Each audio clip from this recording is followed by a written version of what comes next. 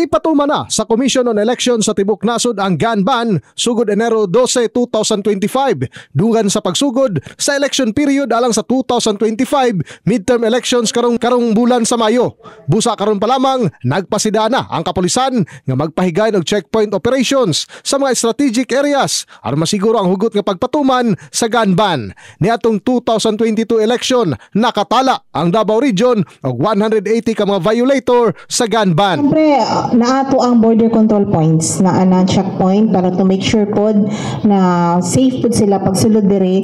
Base sa resolusyon sa COMELEC, ang mga lehitimong sakop sa kapulisan, militar ug uban pang law enforcement agencies lamang ang tugutan nga magdala og armas atol sa election period.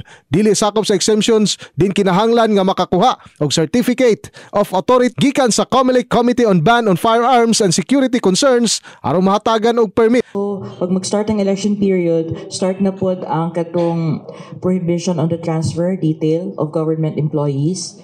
So, pwede lang maka-transfer or maka-detail or whatever kung naay authority coming from COMELEC. Samtang adlaw nga Webes, magtapok diha sa headquarters sa PRO 11 ang mga nagkaedang ahensya sa gobyerno kinialang sa activation sa Regional Joint Security Control Council alang sa 2025 midterm elections.